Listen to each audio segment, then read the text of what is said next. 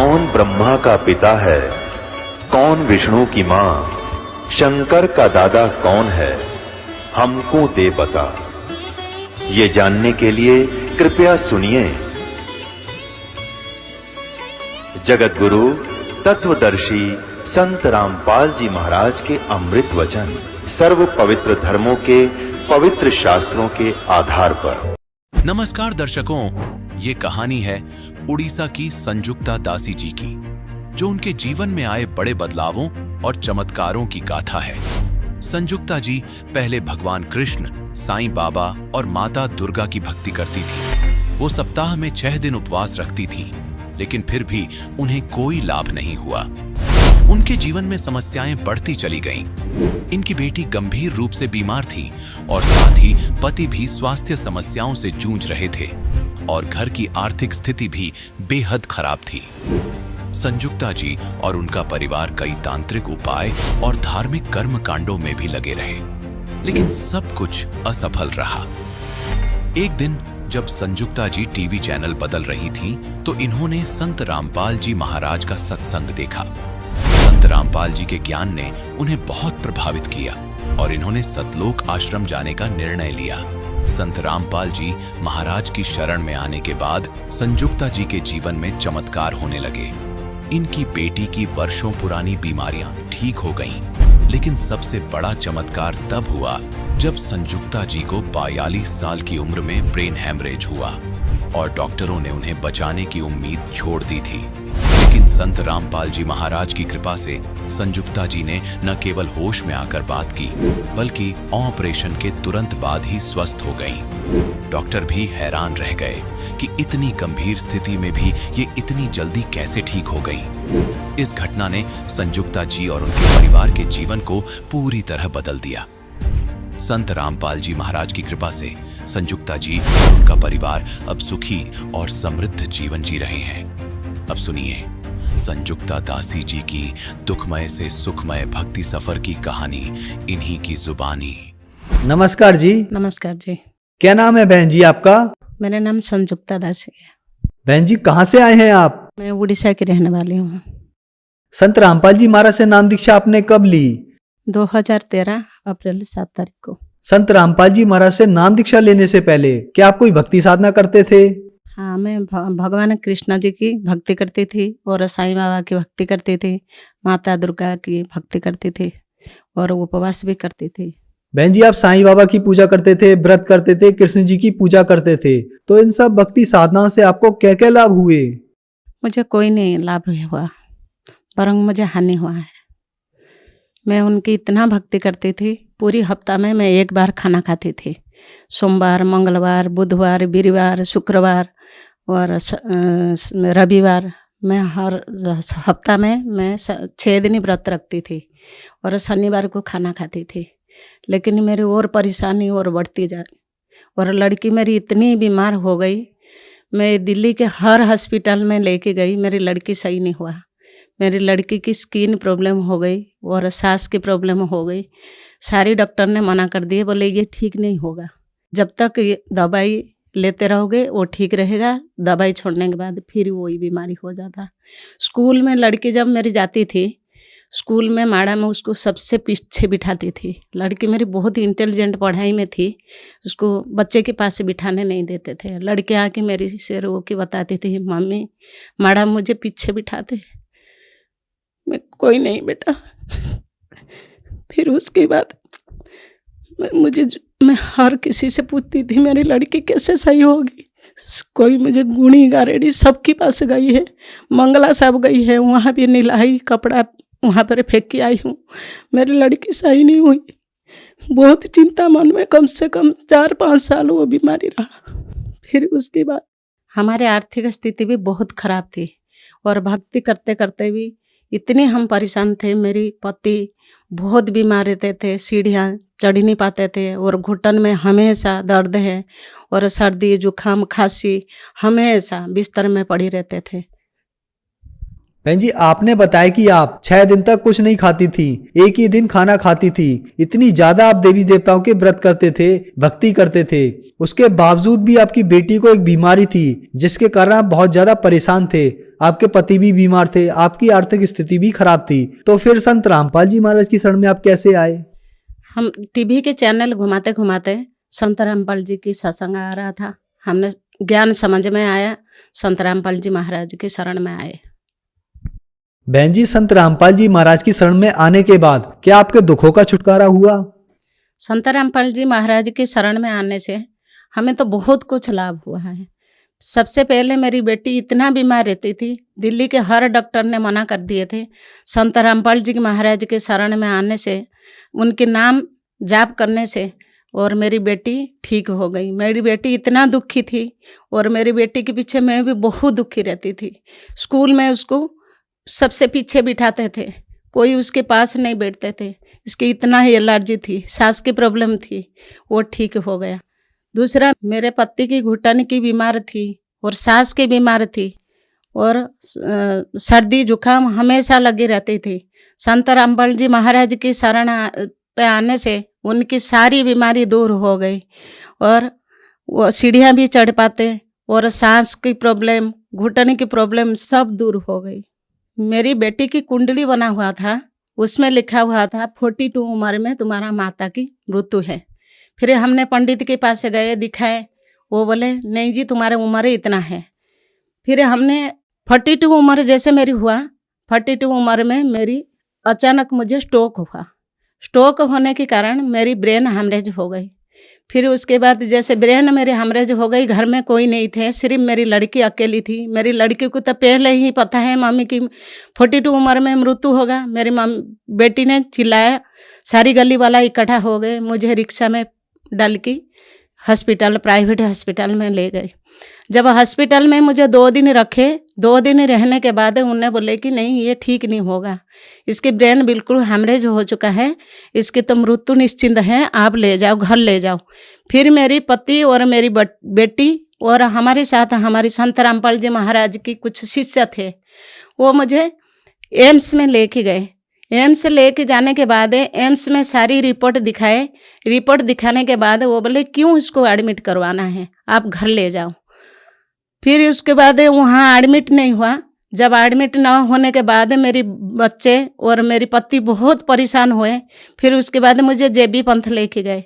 जेबी पंथ में भी मेरी सारी रिपोर्ट देखने के बाद वही बात बोले ऑपरेशन करने के बाद ये कोमा में चली जाएगी, नहीं तो पैरालिसिस हो जाएगी, आप घर में ले जाओ, घर में सेवा करो, जितना दिन जिंदा रहेगी। फिर उसके बाद मेरी बेटी ने संत रामपाल जी महाराज के पास से प्रार्थना लगाई, गुरुजी मेरी मम्मी की ऐसे ऐसे हो गया। संत रामपाल जी महाराज ने बोले बेटा कोई नहीं, आप राम मनोहर लोहिया ले जाओ। फिर मुझे राम मनोहर लोहिया लेके गए रात में। फिर उस टाइम राम मनोहर लोहिया में जब मेरी रिपोर्ट सारी देखने के बाद उन्हें भी यही बात बोले ऑपरेशन करके कोई फ़ायदा नहीं है। फिर मेरी बेटी और मेरी पति और हमारे साथ हमारी गुरु भाई कुछ थे, बोले आप ऑपरेशन कराओ, अगर मर जाएगी तो कोई बात नहीं है। फिर उन्हें दोबारा सारी टेस्ट करने के बाद मुझे जून 17 तारीख में मेरी ऑपरेशन हुआ। ऑपरेशन होने के बाद मेरी बाल, सर की सारी बाल मेरी कटिंग हुआ था, मुझे गंजे कर दिए थे। फिर उसके बाद डॉक्टर ने बोला था 48 घंटा में इसके होश आएगा। 48 घंटा तो दूर की बात, संत रामपाल जी महाराज 48 सेकंड में मेरी होश दिलाए। डॉक्टर ने सारी, जैसे मेरी होश तो आ चुका था, लेकिन मैं इतना ऑपरेशन के पीछे मेरी मुंह सूखा था, मैं बात नहीं कर पाती थी। डॉक्टर ने पहले मेरी पैर को यूं यूं करके खुजाए। खुजाने के बाद जैसे मेरी पैर हिला, फिर मेरे हाथ को भी खुजाए। फिर मेरे हाथ हिलने के बाद उन्हें बोले कि नहीं, इसके हाथ और पैर सही है, ये पैरालिसिस नहीं हुआ। फिर उसके बाद संत रामपाल जी महाराज मेरे पास खड़ा थे। खड़ा होने के बाद संत रामपाल जी महाराज मुझे यूं कह रहे, बेटी क्यों इनको परेशान कर रहे, इनसे बात कर ले। बस इतना बोल के संत रामपाल जी महाराज मुझे बोले बेटा तेरी मृत्यु की योग था, मैंने तुझे नई जन्म दिया हूँ, बस भक्ति कर और अपना कल्याण कर। बस संत रामपाल जी महाराज चले गए। फिर उसके बाद मुझे आईसीयू में ले गए। लेने के बाद मैं आईसीयू में हूँ, डॉक्टर लोग वहीं खड़े थे। जो सबसे बड़ा डॉक्टर अजय चौधरी है आचार्य, वो कभी ऑपरेशन में नहीं आते हैं, वो अपनी रूम में रहते, बाकी उनकी स्टूडेंट और बाकी उनकी वो सब ऑपरेशन करते। उस दिन वो मेरे ऑपरेशन के टाइम में अजय चौधरी डॉक्टर वो खुद ही आ गए थे।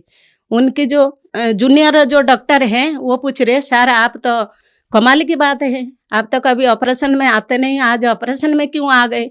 करे वो कह रहे पता नहीं मुझे क्या हो गया, मुझे रूम में बैठा नहीं गया, इसके साथ मेरी कोई पिछला जन्म की कनेक्शन है जो मैं रूम पे नहीं बैठी पाया, मैं इसके ऑपरेशन में आया हूँ। फिर उसके बाद मुझे तो पता है मैं संत रामपाल जी महाराज की शरण में हूँ, जो भी कुछ कर रहे संत रामपाल जी महाराज कर रहे। फिर उसके बाद अचानक मेरी दर्द शुरू हो गया। जैसे मेरी दर्द इतना भयानक दर्द था, मैंने चिल्लाने के बाद वो सारी बोले कि दोबारा फिर ऑपरेशन होगा, इसके ऑपरेशन की कमी हो गई, इतनी दर्द था। फिर मैंने बेहोश हो गई। बेहोश होने के बाद डॉक्टर अजय चौधरी ने बोला कि फिर दोबारा इसकी टेस्ट सारी शुरू से इसकी टेस्ट करो, फिर दोबारा इसके ऑपरेशन होगा। फिर दोबारा जैसे मैंने टेस्ट करवाए, देखे मेरी टेस्ट में मैंने दोबारा ऑपरेशन मेरी नहीं हुआ। संत रामपाल जी महाराज एक बार में मेरी ऑपरेशन सक्सेसफुल कर दिए। आईसीयू में तीसरा दिन मुझे जैसे बेड पे लिया है, मेरे से जो ऑपरेशन, मेरे साथ जो लोग ऑपरेशन हुए थे वो लोग मुर्दा जैसे पड़े हैं। मैं उठ के बैठी हूँ, मुझे डॉक्टर कह रहे क्या बैठो मत, आप लेटे रहो। नहीं मैं ठीक हूँ, मैं बैठूंगी। मुझे एक्चुअली मैं 3-4 दिन हो गई कुछ खाना नहीं खाई थी।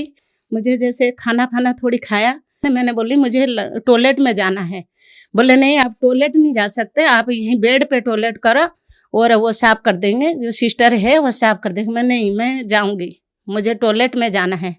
फिर टॉयलेट में मुझे जोर ज़बरदस्ती जैसे मैंने करी, मुझे पकड़ के 2-4 डॉक्टर मुझे पकड़ के और सिस्टर पकड़ के ले गए। मैं टॉयलेट करके आए।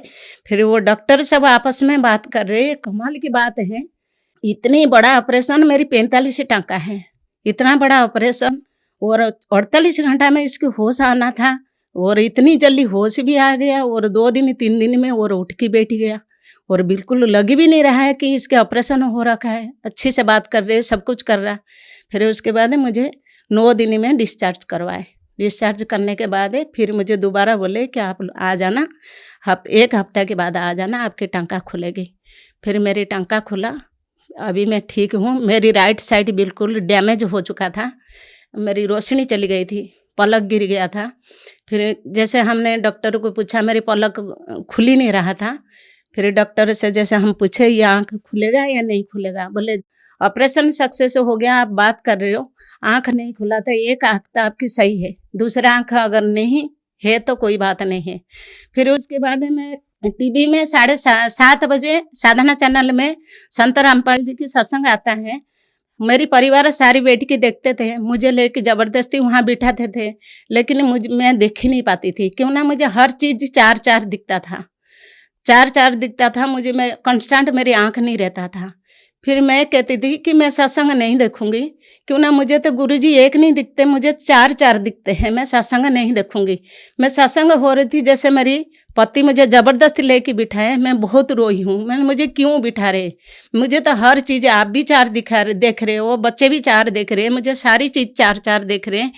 फिर मेरे पति ने मुझे बोले देख तेरी आँख बंद थी, अभी तो खुली भी गई और 4-4 दिख रहे। संत रामपाल जी महाराज तुझे एक भी दिखाई देंगे, सही से तो टीवी देख। मैंने ऐसे देखी, मैंने रोई। संत रामपाल जी महाराज को मैंने ये कहा, मैंने हे गुरुजी मैं आपकी शरण में हूँ, आप मेरी आँख एक करवा दो, मुझे हर चीज़ 4-4 दिख रही है।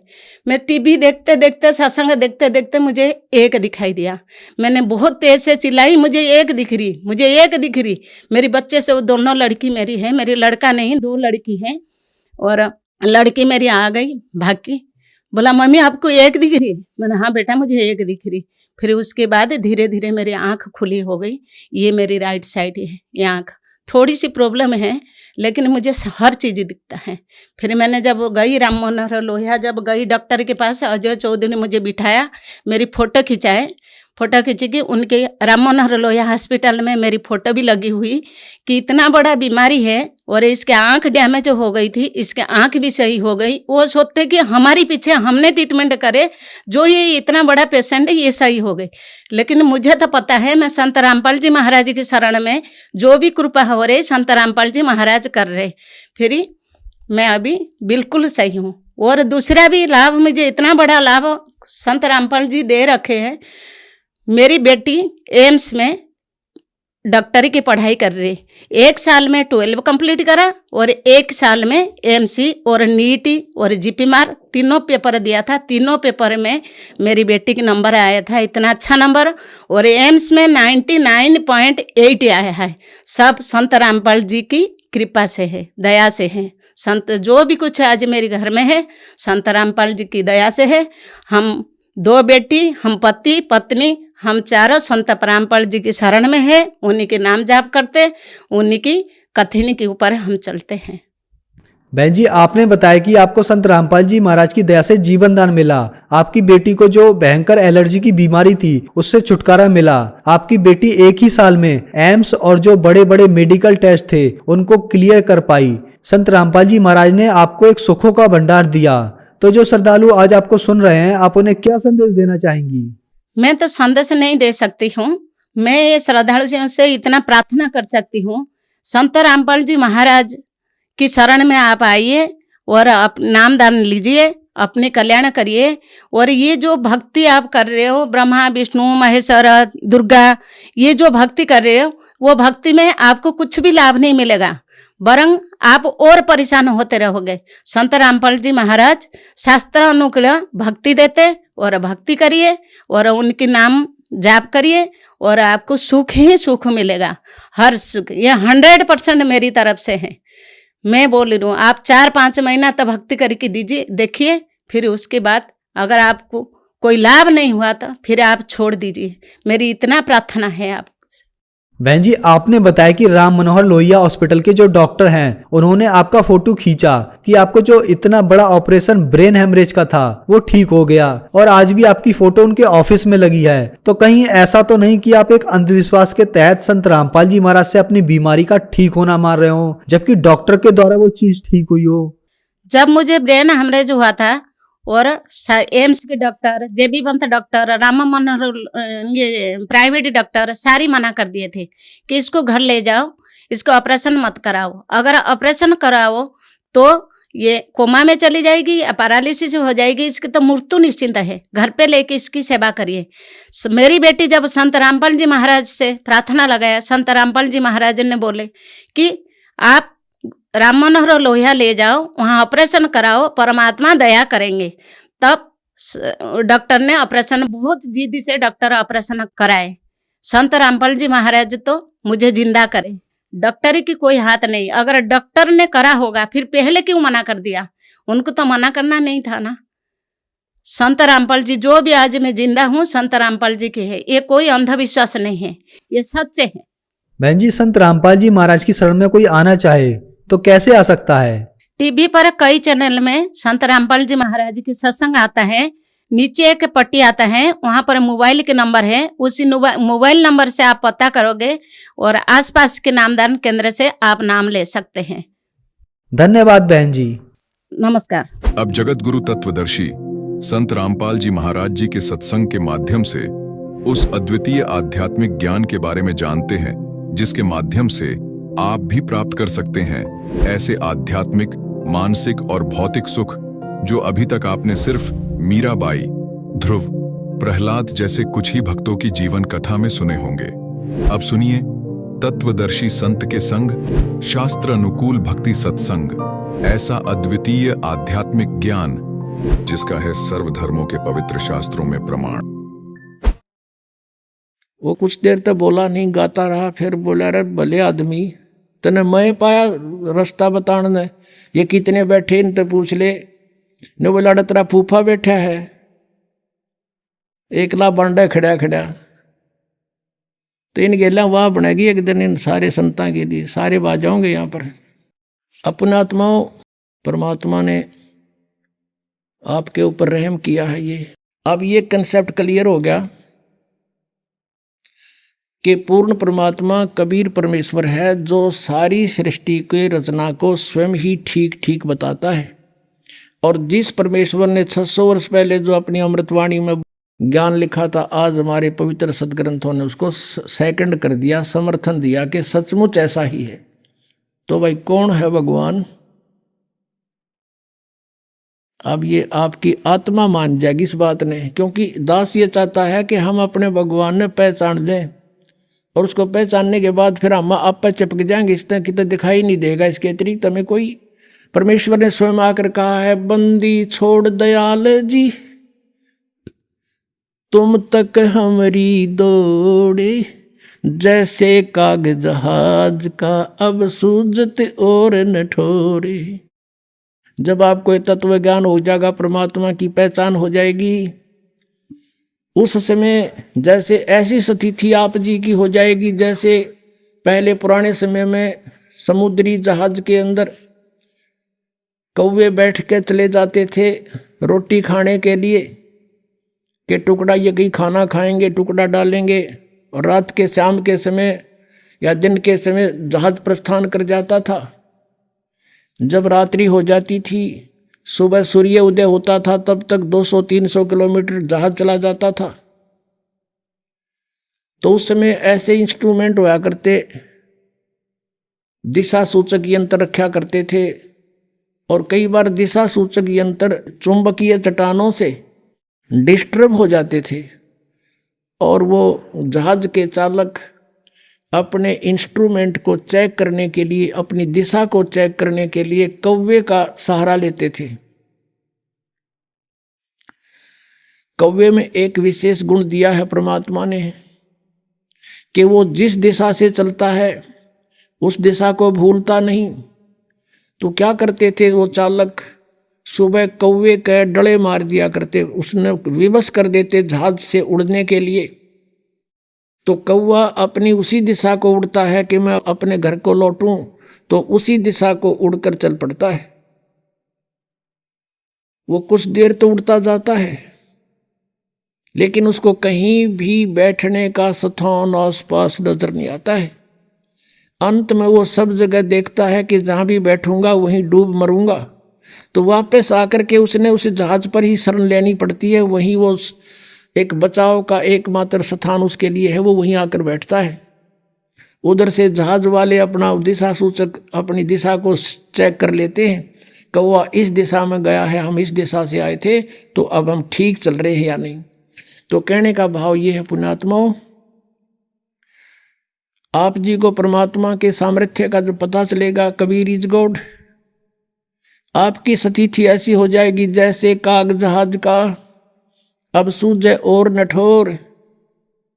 सब जहां भी बैठे वहीं डूब के मरे, यानी और संत नहीं, और भगवान नहीं, और कहीं पर भी ये ज्ञान नहीं, तो फिर आपकी ये स्थिति हो जाएगी कि और कितने ठिकाना नहीं। और इसके लिए प्रयत्न किया जा रहा पुण्यात्माओं कि हम अपने परमात्मा को पहचान लें।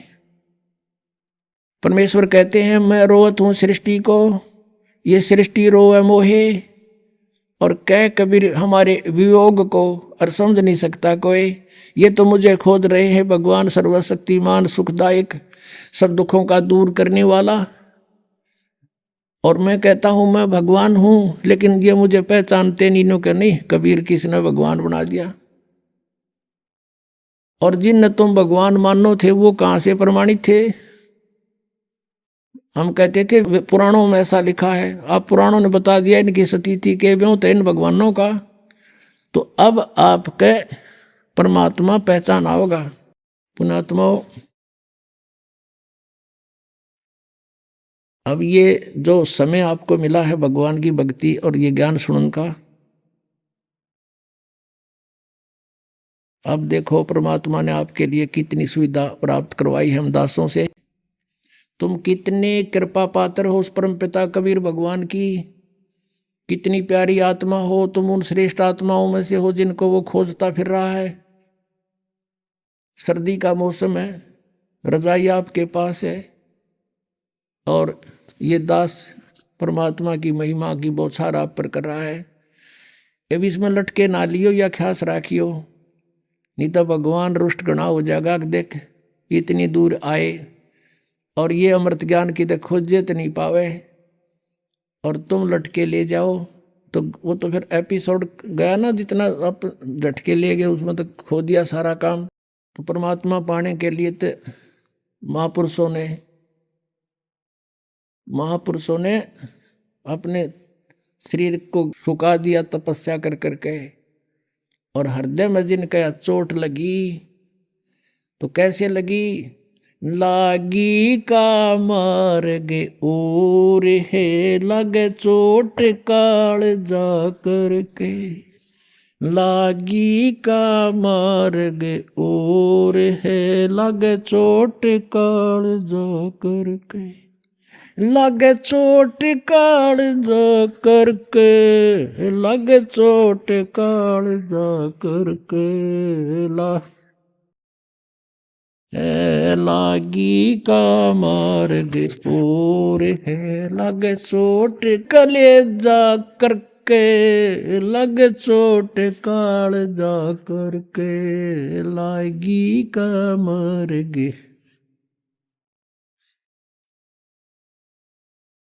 कहते हैं जब आपके लगन लगेगी मालिक की, कलेजे में कसक हो जाएगी, एक न्यारी कसक उठेगी। परमात्मा कहते हैं जब आपका या लगन लगेगी भगवान की, कहते हैं कबीर वैद बुलाइया और पकड़ के देखी बा, और वैद न वेदन जान ही मेरा कर कलेजे बा। घर वाले ने सोचा कि तो बहुत बीमार सा हो गया, उदास सा रहता है, कोई भयंकर रोग हो गया इसके। वैद बुलाया, नाड़ी पकड़ के देखी, वैद्य ने बोला नाड़ी ठीक है, अस्वस्थ नहीं है ये, और फिर भी यू कैसे ऐसे खोया खोया क्यों रहता है? परमात्मा कहते हैं कबीर वैद्य बुलाइया पकड़ के देखी बाँ, और वैद्य न वेदन जान ही मेरा करक ले जेवा। बन बीच भरतरी भूप ने एक मारा ताड़ निशाना, बन बीच भरतरी भूप ने एक मारा ताड़ निशाना। कोई घड़ी सदी थी आवन की, साधु का हो गया आना। कोई घड़ी सदी थी आवन की, साधु का हो गया आना। कोई मुआ मृग जवा दियो, न तार धरो न बाणा। कोई मुआ मृग जवा दियो, न तार धरो न बाणा। वो जिंदा कर दिया डोर था, शिष्य बन्या परीक्षा करके, शिष्य बन्या परीक्षा करके, शिष्य बन्या परीक्षा करके, लागी का मार्ग और है लगे चोट काल जा करके, लगे चोट काल जा करके, लगे चोट काल जा करके। गोपी चंद योगी हो गए जिन ले लिया भगमा बाणा। गोपी चंद योगी हो गए जिन ले लिया भगमा बाणा। गुरु महल जना ने भेजता डोडी पे अलख जगाना। गुरु महल जना ने भेज तेरा जो डोडी पे अलख जगाना। व्यंजन 3600 छोड़ के भिक्षा का भोजन खाना। व्यंजन 3600 छोड़ के भिक्षा का भोजन खाना। तन पड़ गया कम जोर था, ना खाया उदर भर के, ना खाया रे उदर भर के, ना खाया उदर भर के। लागी का मार्ग और है लगे चोट काल जा करके, लगे चोट काल जा करके, लगे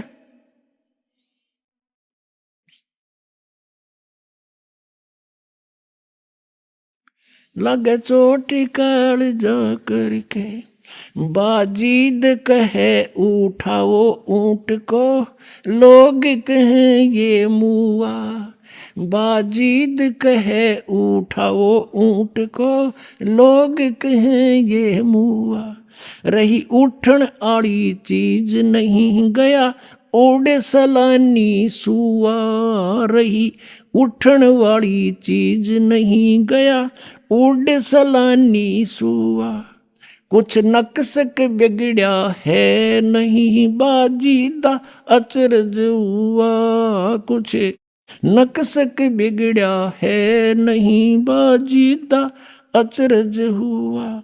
जिन करया अचंबा गोर है, तजा राज काल से डर के, तजा राज काल से डर के, तजा राज काल से डर के। लागी का मार्ग और है, लगे चोट काल जा करके। सुल्तानी मगन बैराग में जिन तज दिया बलख बुखारा, सुल्तानी मगन बैराग में जिन तज दिया बलख बुखारा। कदे पालकियों में चाल तेरे अज ठालिया गुदड़ बारा, कदे पालकियों में चाल तेरे अज ठालिया गुदड़ बारा। सब संगी छोड़ी रोवती रोवे था कुण बासारा, सब संगी छोड़ी रोवती रोवे था कुण बासारा। शोर मचारण वास में ना देखा पीछा फिर के, ना देखा पीछा फिर के, ना देखा रे पीछा। लागी का मार्ग और है, लगे चोट काल जा करके। लागी का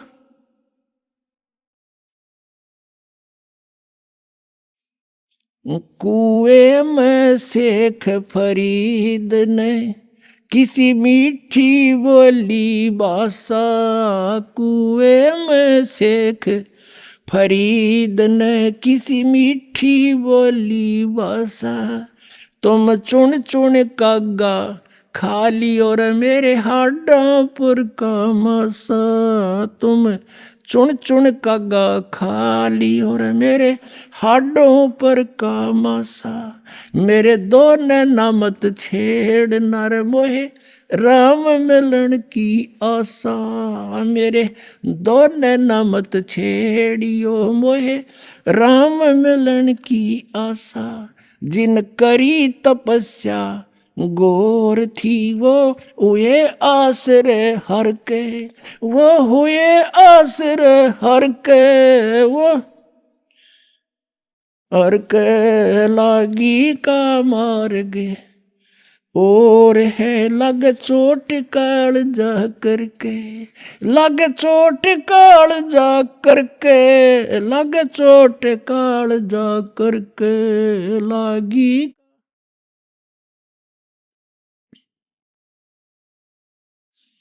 पीपा दरिया में कूद गए रजिन कैसी करी डेठाई, पीपा दरिया में कूद गए रजिन कैसी करी डेठाई। वो नर पाड़ा जीत गए जिन सिर धड़की बाजी लाई, वो नर पाड़ा जीत गए जिन सिर धड़की बाजी लाई। कह मंगलानंद चेती और तुम सोच समझ मेरा भाई, कह मंगलानंद चेतियो कुछ सोच समझ मेरा भाई। बिन चेते यू झूठा शोर है, कुछ जाइयो सुकर्म करके, कुछ जाइयो सुकर्म करके, कुछ जाइयो रे सुकर्म करके। लागी का मार्ग और है, लगे चोट काल जा करके। पुण्यात्माओं, परमात्मा के पाने के लिए इन महापुरुषों ने राज त्याग दिए और कैसी कठिन तपस्याएं की। जैसे शेख फरीद जी परमात्मा की ट्राई के लिए घर त्याग दिया, परमात्मा की प्राप्ति के लिए। जैसा भी कोई गुरु मिला उसके आधार से साधना सिर धड़कीबाजी ला के शुरू कर दी। गुरु जी तपस्वी था, उसने तप की माध्यम बता दिया और शिष्य ने गुरु की बात पर अटल रहना पड़ता है। लेकिन वो नकली गुरु थे, लेकिन चेले असली थे। उन चेलों ने गुरुजी के बताए हुए मार्ग से 12 वर्ष तक कहते कुएं में उल्टा लटक के ऊपर न पैर बांध के सिर नीचे न करके 12 वर्ष तपस्या की। और 12 वर्ष में 50 किलो अन्न खाया था, 50 किलो 12 वर्ष में। अपना आत्मा एक आदमी का आहार पहले तो 1 किलो था डेली का, एक समय का। और उस समय 12 वर्ष को 312 को 365 से गुणा करो और उधर से इनके ग्राम बना लो 50 किलो के, कितने बड़े कई ग्राम डेली का उसको हिस्से में आया है। और जिस कारण से इसलिए अनाहार कम करता था कि मैं भक्ति में आलस ना बन जा, जीर्ण शीर्ण शरीर हो गया और अंत में अस्थि पंजर शेष रह गया। कव्या ने सोचा यो कोई आदमी मर गया फांसी खा के, और वो उसकी आंख निकालने के लिए आगे। तब शेख फरीद ने सोचा भगवान मिला नहीं, अंत शरीर का हो गया, कौवे आंख खा लेंगे और भगवान कैसे देखूंगा। और पूरा मुसलमान धर्म कहता भगवान तो बेचून है, निराकार है, या उल्टी आंट है। कहते कहें कुछ और करें कुछ, हम सभी ऐसे कह रहे थे। पवित्र बाइबल में परमात्मा लिखा मनुष्य दृश्य है, मनुष्य जैसा उसने मनुष्य को अपने जैसा बनाया। पवित्र कुरान शरीफ में लिखा कि परमात्मा ने 6 दिन में सृष्टि रची, 7वें दिन तख्त पर जा बैठा। और पवित्र वेद बताते परमात्मा मनुष्य दृश्य है, निराकार है, वो वहां से गति करके आता है, सतलोक में ऊपर रहता है, सतलोक के अंदर निवास करता है। और फिर भी हम सारे रट्टा ला रहे हैं भगवान निराकार निराकार का। और किसी भी सिख ईसाई से पूछ लीजिए, उसे पूछिए कि भगवान कैसा है, वो कहेगा गॉड इज फॉर्मलेस, परमात्मा निराकार है। और पवित्र सदग्रंथ बताते हैं उसका शरीर मनुष्य दृश्य है, उसका नाम कबीर है। अब यह आर्ट इसके थी, पुण्यात्मा वाजिद के मुसलमान धर्म में जन्म था। फिर भी फक्कड़ फकीरों की आड़ लेकर के साधना शुरू की। अब जब उसने ये देख लिया भगवान मिला नहीं, शरीर अंत होएगा, अब कोई विकल्प नहीं, कौवे वहां खा लेंगे, फिर मैं मर जाऊंगा तड़प के। तब उसने कहा कि हे कव्यो, धीरे धीरे बोला। अब बोला तो वो कौवे उड़ गए, उन्हें सोचा तो मर गया किता है। ये कहा कि भाई मेरे शरीर पर कहीं मांस बचा हो, मांस खा लो, पर मेरी आंखें मत छेड़ना, आंखें मत खाना, मुझे भगवान के दर्शन की आशा है। न्यों कहकर फूट कर रो पड़ा। अपनात्मा बिना प्रेम पावे नहीं, चाहे करोड़ समाधि ला। अब भगवान के प्रति उसमें प्यार उमड़ गया कि भगवान मिला नहीं, शरीर रहेगा नहीं, आंखों से आंखें जाती रहेंगी, भगवान आ भी गया तो मैं देखूंगा कैसे। उसी समय परमात्मा ने क्या किया, उसका रस्सा पकड़ के बाहर खींच लिया। कबीर परमेश्वर वहां पहुंच गए, अल्लाहू अकबर, और उसको पकड़ के बाहर निकालने लगे रस्से से, जैसे बाल्टी बाहर निकालते हैं पानी की भरी हुई। शेख फरीद ने सोचा, क्योंकि पहले कोई शरारती रास्ते चलते बालक, गवाले पाली, भेड़ बकरियां चराने वाले शरारत कर देते थे, उसके रस्से को पकड़कर ऐसे हिलाकर छोड़ देते थे। वो कभी कुएं के इधर लगता था जाके, कभी इधर, और अपने हाथ से सिर को करके बचाव कर लेता था, बच्चे भाग जाते थे। उसको मालूम था कि शरारती शरारत करके चले जाएंगे। अब उस दिन सोचा कि ये कोई अच्छा कम बख्त आया, इसने मैं बाहर निकाल लिया, ये भी गड़ेगा। तो वो कहने लगा कि हे भाई मुझे मत छेड़ो, आप अपना काम करो, मैं अपना काम कर रहा हूं, संतों को दुखी नहीं किया करते। परमात्मा ने धीरे धीरे कति बार निकाल लिया, ऊपर न पैर नीचे न लटक रहा। और भगवान ने कहा आप क्या कर रहे हो यहाँ पर। शेख फरीद कहता मैं भगवान के पाने के लिए, भगवान के दीदार के लिए ये साधना तपस्या कर रहा हूं। परमेश्वर ने कहा कि मैं हूं वो परमात्मा, अल्लाहू अकबर। वो कहता है कि मजाक मत कर। शेख फरीद कहता मजाक मत कर, तू भगवान नहीं हो सकता। भगवान तो निराकार है, बेचून है, वो दिखाई थोड़ा ही देता है, वो तो निराकार है। परमात्मा बोले, महात्मा ये भगत आप किस लिए ये प्रयत्न कर रहे हो? अब कह रहे थे आप कि मैं अल्लाह के दीदार के लिए, दर्शन के लिए साधना कर रहा हूं, उधर से तू कह रहा है कि भगवान निराकार है। तुम्हारी थ्योरी कुछ और प्रैक्टिकल कुछ। अरे भले आदमी जब वो निराकार है फिर क्यों डले ढो रहा है? वो देखेगा क्यों कर उसने? तू कैसे देखेगा? अब एक देसी भाषा में यह कहावत है हरियाणा में कि गाम का और ज्ञान का चमका ऐसा लग गया करे। अब किसी को गर्मी खेतों में काम करते समय कहा करते हैं तुझे घाम मार गया, यानी गर्मी के कारण तू अस्वस्थ हो गया, उसको घाम मारना कहते हैं उस एक चमका से में घाम मार जाता है। तो घाम का और ज्ञान का कहते चमका सा है, उसे बुद्धि सेट होनी थी, एकदम सुग्रीव सीधे हो गए सारे। अब वो सोचता है अरे सचमुच एक तरफ तो हम कह रहे भगवान निराकार, और फिर उसने देखने के लिए डले डो रहे हैं, कठिन तपस्याएं कर रहे हैं। तब उसने सोचा कि यो भगवान तो ना होगा, लेकिन भगवान का बाखबर अवश्य है। नो के नो पैर पकड़ दिए पीछे, लटके हे महात्मा आपने मेरी आंखें खोल दी, सचमुच हम परमात्मा है कैसा? और परमात्मा कहते मैं कहने लग रहा मैं रहा भगवान, मैं हूं परमात्मा। अब फिर बिना जिस चीज के अंतर्यामी थे उसको बाहर निकाला। परमात्मा बोले भाई दे ही गेला के दुश्मनी है तुम्हारी, इस शरीर को क्यों नष्ट कर रहा है? बहुत अनमोल है। फल आहार कर प्रथम अंजल संयम राख है, योग युगत सब सतगुरु वाक है। इतना नहीं खाना चाहिए, दड़ी पक्का खा लिया अंगड़ाई टूटे जा नींद आ जा, भक्ति हो नहीं। इतना कम भी नहीं खाना चाहिए कि आंत भी सीधी ना हो। अंजल संयम राखे, योग युगत सब सतगुरु भाखे। फिर उसको बताया, परमात्मा को पता था ये तीनों तो मानने को नहीं, मैं भगवान हूं। फिर उनको बताया कि देखो परमात्मा के घर जाने के लिए आपको भक्ति युक्त होना पड़ेगा। आप वहां से भक्ति युक्त थे उस उतने ही चार्ज हो जाओगे तब वापस जा सकोगे, जितना भक्ति धन तुम यहाँ लेकर आए थे। उसके लिए मैं विधि बताऊंगा, आप साधना कीजिए, आपका मोक्ष हो जाएगा। शेख फरीद ने वैसा ही किया, तब उसका कल्याण हुआ। तो पुण्यात्माओं, परमात्मा क्या कहते हैं?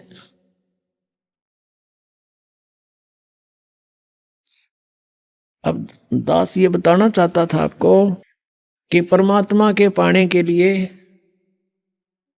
पुण्यात्माओं ने कितने कठिन तपस्याएं की और फिर भी व्यर्थ रहे। और आपको तो थोड़ी सी देर सिर्फ बैठकर सत्संग सुनना है, और वो भी कितनी सुविधा में। तो कितना सौभाग्य आपका कि जिस ज्ञान को और जिस भगवान को हम खोजे से नहीं पा सकते, आज अपने आप सामने आ रहा है भगवान, अपने आप प्रकट हो रहे हैं। आपका अंधेरा हटा ज्ञान का और आपके सामने भगवान समझो। क्योंकि परमात्मा पाने के लिए हमने भक्ति करनी ही पड़ेगी। जैसे आदरणीय धर्मदास जी को परमात्मा सतलोक ले गए थे और वहां जाकर देखा सचमुच कबीर इज गॉड, और यहाँ के लोग को देखकर वहां के लोग की तुलना में इधर तो झांकने दिल नहीं करे, इतना गंदा स्थान है ये। तब धर्मदास जी ने कहा था परमात्मा मुझे यहीं रख लो, मत भेजो महाराज हमसे बिगड़ी है मोहे, ना घालो महाराज हमसे बिगड़ी है, बिगड़ी है महाराज हमसे, बिगड़ी है महाराज हमसे बिगड़ी है, मत भेजो महाराज हमसे बिगड़ी है, ना घालो महाराज काल की नगरी है, वह तो मत भेजो भगवान काल की नगरी है। अब वहाँ कहता भगवान मना मत भेजो वापस, वो तो बहुत गंदा लोक है। तो परमात्मा ने कहा था बेटा अगर न्यू लाने हो ना मैं सारा ले आऊँ एक कब्र में, आप जाओ, आपको मंत्र दे दिया या भक्ति करो, समय समय पर मैं तेरे साथ रहूंगा धर्मदास, चिंता मत करना। और इस भक्ति से ये ऐसा मंत्र दे दिया, एक श्वास उस श्वास के सिमरण से आपकी इतनी भक्ति हो जाएगी, गिनती नहीं हो, इतना संग्रह होगा आपका भक्ति धन, और तुम शीघ्र ही भक्ति युक्त होकर के भक्ति की शक्ति से आप यहाँ आ सकोगे। नहीं तो परमात्मा का पाना तो बहुत आसान है। जैसे परमात्मा 120 वर्ष रह गए कबीर जी, और सब ने देखे, दर्शन हुए, सब ने पा रहे थे, लेकिन गया कौन वहाँ पर? यहाँ से मन हटेगा ज्ञान से, और भक्ति से आपकी बैटरी चार्ज होगी, आत्मा चार्ज हो जाएगी। और उस भक्ति की शक्ति से जब आत्मा यहाँ से चलेगी, इतनी स्पीड हो जाएगी, उसको कोई रोक नहीं सकेगा, इतनी प्रबल शक्ति से यहाँ से चलेगी वो। और साथ में भगवान परमात्मा आपके साथ होंगे दास के रूप में। अब क्या बताते हैं, परमात्मा को, परमेश्वर को ना समझकर हम अन्य भगवानों की भक्ति, अन्य साधनाएं करके अपना जीवन नष्ट करते रहे, भक्तिहीन हो गए।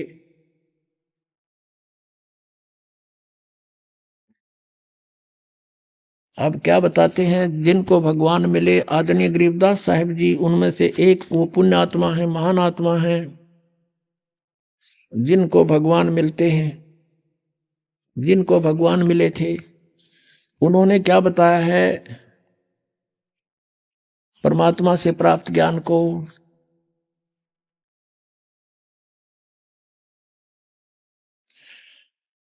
क्या बताते हैं कि ये मन एक काल का एजेंट है, इसको सतभक्ति के लिए प्रेरित करें ये मानने को तैयार नहीं है, और बाकी इसको कोई भी साधना बता दे जो परमात्मा पाने की ना हो, ये सिर धड़की बाजी लगा देता है।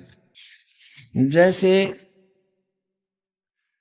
कोई एक सोमवार का व्रत रखता है और उसको कोई कह दे भाई शुक्रवार का और शुरू कर दे, बड़ा मोक्ष हो जाएगा, तो शुक्रवार का और शुरू कर देगा।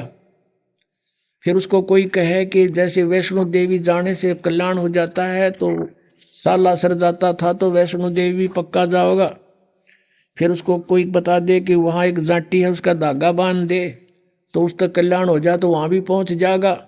और कोई ये बता दे कि ये साधनाएं गलत है, इनको त्याग दे, ये भक्ति करो जो वेदों और गीता में प्रमाणित है, मन कति आकड़ जाएगा, कति नहीं सुने और मानना नहीं, नो के ना नो किसने देखा है।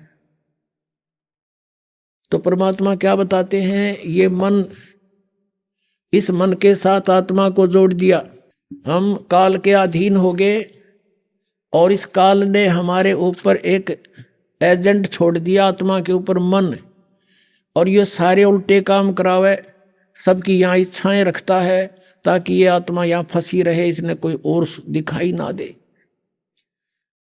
जब इस आत्मा को ज्ञान होता है तो ये क्या बताते हैं, मैं तो दे दी है बालम बैरे नू, मैं तो दे दी है बालम बैरे नू, मैं तो दे दी।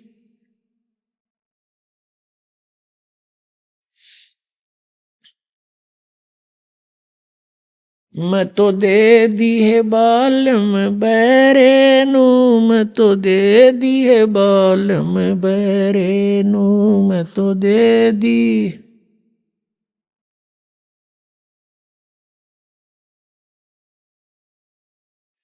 संसारी दी गल्ला चिन्ने ना बूझे शब्द जो गहरे नू, संसारी दी गल्ला चिन्ने नहीं बूझे शब्द जो गहरे नू, ये मुर्दों से ती प्रीत लगावे न जाने सतगुरु मेरे नू, ये मुर्दों से ती प्रीत लगावे न जाने सतगुरु मेरे नू, मैं तो दे दी है बालम बेरे नू, मैं तो दे दी है बालम बेरे नू, मैं तो दे दी।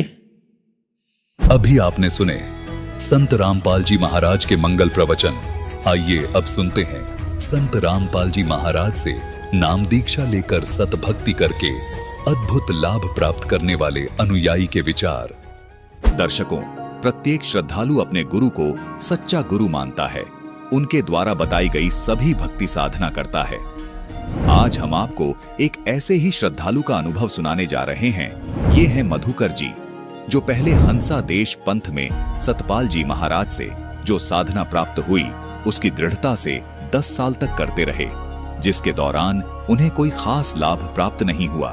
उसी दौरान इन्हें संत रामपाल जी महाराज जी के बारे में जानकारी प्राप्त हुई तो पहले इनके पिताजी ने सतलोक आश्रम बरवाला में जाकर नाम दीक्षा प्राप्त की, जिसके बाद मधुकर जी ने भी नाम दीक्षा प्राप्त की।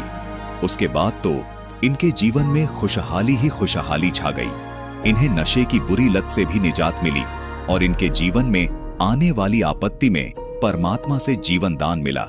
इनकी पत्नी बहुत समय से शारीरिक कष्टों से परेशान थी। संत रामपाल जी महाराज जी की भक्ति प्राप्त होने के बाद उन्हें सभी शारीरिक कष्टों से भी राहत मिली। आइए अब सुनते हैं संत रामपाल जी महाराज से दीक्षा लेकर खुशहाल जीवन जीने की सच्ची कहानी, मधुकर जी की अपनी जुबानी। सर नमस्कार। नमस्कार सर। सर क्या नाम है आपका? मधुकर यादव सर। मधुकर जी आप कहाँ से आए हो? सर मैं लुधियाना पंजाब से आया हूँ। सर संत रामपाल जी महाराज जी से जुड़ने से पहले आप क्या भक्ति साधना ही करते थे? सर मैं सतपाल जी महाराज से नाम दीक्षा लेके भक्ति करता था। कितने साल तक आपने भक्ति की? सर मैं उनके यहाँ 10 साल किया था। क्या आपको कोई विशेष लाभ भी मिला वहाँ से? नहीं सर, कोई विशेष लाभ नहीं मिला सर। तो फिर सर आपको संत रामपाल जी महाराज जी के बारे में कैसे पता चला? सर हमको संत रामपाल जी महाराज की शरण में आने के एक भक्त थे जो है शिव शंकर दास भगत जी, वो हमारे पिताजी को आगे बताए कि आप बरवाला में जाइए, संत रामपाल जी महाराज आए हुए पूर्ण परमात्मा, उनसे नाम दीक्षा लेके भक्ति करो और अपने बच्चों का भी कल्याण करवाओ। तो सर पापा जी हमारे और हमारा लड़का बड़ा वाला गया जो है संत रामपाल जी महाराज की शरण में बरवाला जाके नाम दीक्षा लिया और जो है भक्ति की। तो फिर पापा हमारे आए तो बोले बेटा चले जाओ बरवाला, वहाँ पर संत रामपाल जी महाराज आए हुए हैं, नाम दीक्षा लेके भक्ति करो। मैं कहा मैं भक्ति कर रहा हूँ, मैं सतपाल जी महाराज को अपना गुरु बनाया हूँ और आपने छोड़ दिया और हमको भी छुड़वा रहे हैं। तो बोले बेटा संत रामपाल जी महाराज पूर्ण परमात्मा आए हुए हैं। तो मैं कहा मैं कैसे यकीन कर लूँ कि संत रामपाल जी महाराज पूर्ण परमात्मा है और सतपाल जी महाराज जो है पूर्ण परमात्मा नहीं है। बोले बेटा ये जो है ग्रंथ हमारे जो है हमको जो है सारा जो है प्रमाणित है कि जो तत्वदर्शी संत है उससे नाम दीक्षा लेके भक्ति करने से पूर्ण मोक्ष प्राप्त होता है। तो बोले जो है कि अगर आपको यकीन नहीं है कि संत रामपाल जी महाराज परमात्मा है तो आप जो है परमात्मा से परीक्षा ले लो। मैं कहा ठीक है कोई बात नहीं सर। तो फिर हमने सर एक दिन रात में जो है सोने जा रहे थे तो मैं ऐसे ही जो है अपने मन में जो है कहा, मैं अगर पूर्ण परमात्मा संत रामपाल जी महाराज हैं तो आज रात में हमको सपने में दर्शन देंगे, या सतपाल जी महाराज हैं तो वो हमको जो है दर्शन देंगे। तो सर उसके बाद फिर हमने ये करके जो है सो गया। तो फिर सतपाल जी महाराज का तो पता नहीं लगा सर कहीं कि कहाँ गए हो। संत रामपाल जी महाराज कबीर साहब के रूप में जो है गुरु और गोविंद की जो फोटो है मालिक की, उसमें हमको दर्शन दिए। बोले बेटा तुम क्या सोच रहे हो, कुछ मत सोचो, जाओ बरवाला में नाम दीक्षा लेके भक्ति करो। सर आपको इतना अद्भुत लाभ मिला है कि आपको संत रामपाल जी महाराज जी ने दिखाया कि वही पूर्ण संत है, वही सच्चे संत है। तो सर संत रामपाल जी महाराज जी व सतपाल जी महाराज के ज्ञान में आपको क्या भिन्नता नजर आई? सर जी उनके ज्ञान में सतपाल जी महाराज में कहते हैं गुरुर ब्रह्मा गुरुर विष्णु गुरुर देवा महेश्वरा गुरुर साक्षात पार ब्रह्म तस्मै श्री गुरुवे नमः। तो मैं उस पार ब्रह्म की जो है खोज में था कि वो पूर्ण ब्रह्म पार ब्रह्म है कौन। तो सतपाल जी महाराज बताते हैं कि प्रकाश रूप में जो है वही ब्रह्म है, वही पूर्ण परमात्मा है। और संत रामपाल जी महाराज बताते हैं सर कि जो है ये जो प्रकाश हम देखते हैं ये जो है ज्योतिरंजन काल का है। संत रामपाल जी महाराज के शरण में जाने से हमको उस पूर्ण परमात्मा की प्राप्ति हुई जो पूर्ण परमात्मा इस टाइम कबीर साहिब संत रामपाल जी महाराज के रूप में आए हुए हैं। हाँ जी सर। तो सर संत रामपाल जी महाराज से नाम दीक्षा लेने के बाद और क्या लाभ मिले आपको? सर हमको सबसे पहले लाभ तो हमको ये हुआ कि हमारे जीने का यहाँ पर धरती पे पैदा होने का जो है हमको जो है पूर्ण प्राप्त हुआ कि संत रामपाल जी महाराज के समय में हमारा जन्म हुआ और हम संत रामपाल जी महाराज से नाम दीक्षा लेके हमको मोक्ष प्राप्त। और क्या लाभ मिला सर? सर हमको मेन लाभ ये हुआ कि हम एक दिन जो है हम दुकान, छोटी सी दुकान है साइकिल की अपनी लुधियाना में, तो हम आए जो है छुट्टी करके, हमारी भक्तमती जो है बैठी हुई थी पंखा चालू करके, 9:30 बजे पंखा राइट टाइम चल गया था। उसके बाद 1:45 बजे पंखा उन्होंने बंद कर दिया। उसके बाद हम आए 1:30 बजे, हमने बटन दाबा, पंखा चलाया, बैठ गया। फिर उसके बाद मैं कहा चलो परमात्मा का जो है थोड़ा सा सतनाम का जाप कर लेता हूँ।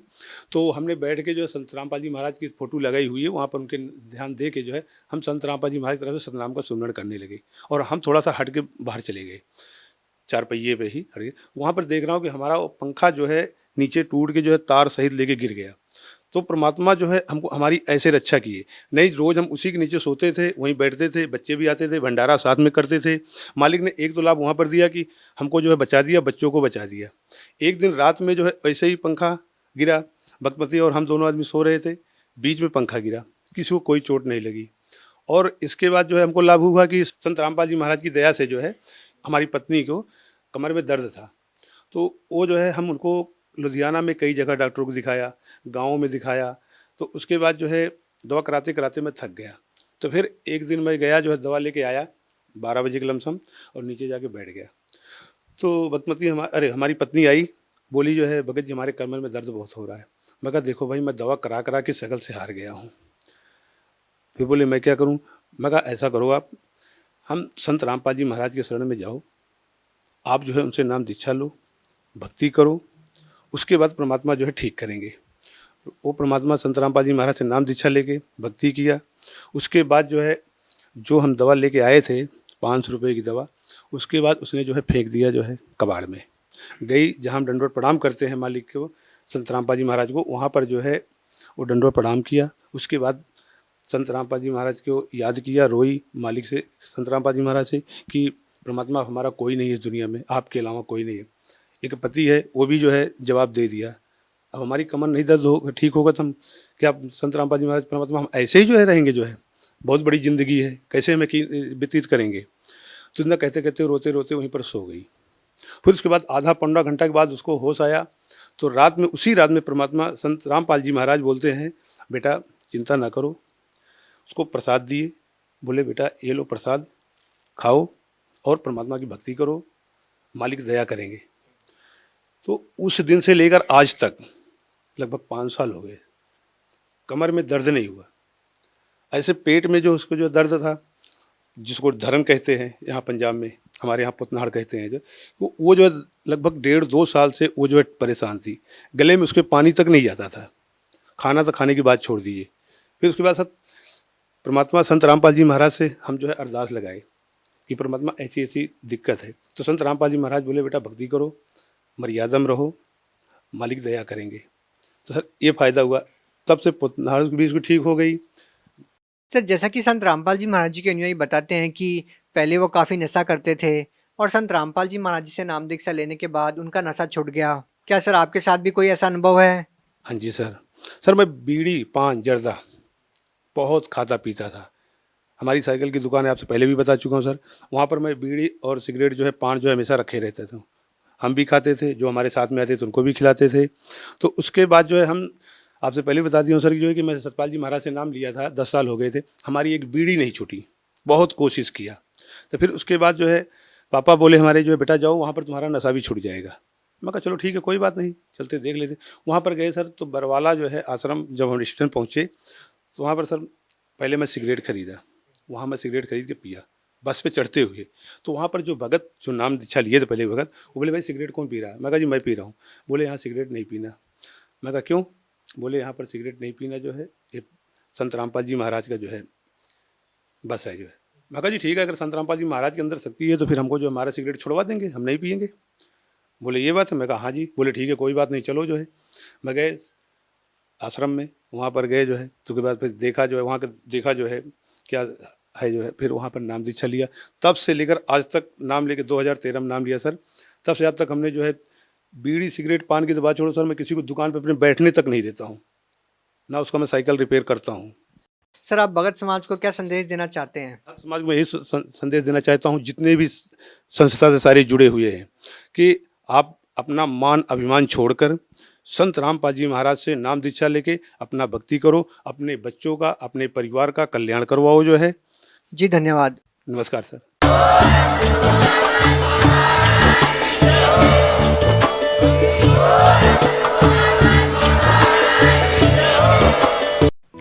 आप सुन रहे थे जगत गुरु तत्वदर्शी संत रामपाल जी महाराज के मंगल प्रवचन। अधिक जानकारी के लिए संपर्क करें